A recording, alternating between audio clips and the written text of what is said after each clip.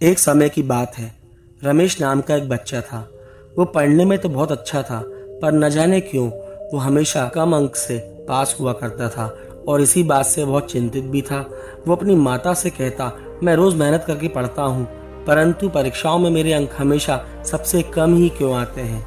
इसी बात से परेशान रमेश की माता बहुत चिंतित थी और अचानक एक दिन गौतम बुद्ध अपने शिष्यों के साथ उसी गांव से गुजर रहे थे।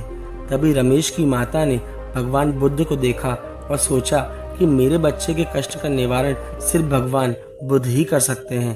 वो तुरंत भगवान बुद्ध के पास गई और बोली, हे बुद्ध, मेरा बच्चा पढ़ाई में तो बहुत अच्छा है, परंतु कम अंक आने की वजह से वो बहुत परेशान रहता है।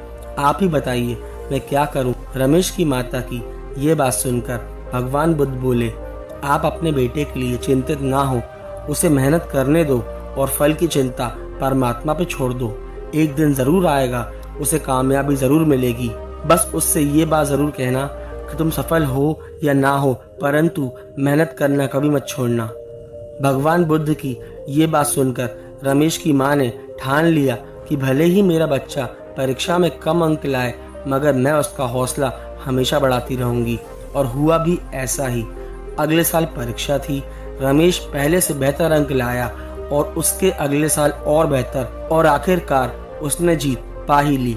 हालांकि ये जीत पाने में उसको 3 साल लग गए, परंतु उसने अपनी पढ़ाई पर मेहनत करना नहीं छोड़ी। और जब एक दिन वो परीक्षा में सबसे ज्यादा अंक पाने वाला विद्यार्थी बना और माता से बोला, माँ, मैं अपनी परीक्षा में सबसे ज्यादा अंक लाने वाला विद्यार्थी बन गया हूँ, रमेश की माँ को भगवान बुद्ध की कही हुई बात याद आ गई कि मेहनत करते रहोगे तो एक दिन फल जरूर मिलेगा।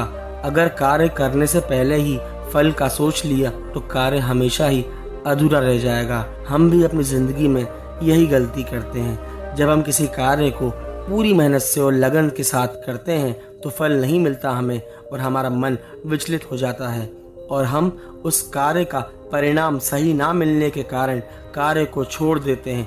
परंतु इस संसार में जीत वही पाता है जो आखिर तक लड़ता रहता है, भले ही समय कितना भी लगे। वीडियो अच्छी लगी हो दोस्तों तो प्लीज़ चैनल को सब्सक्राइब ज़रूर करें।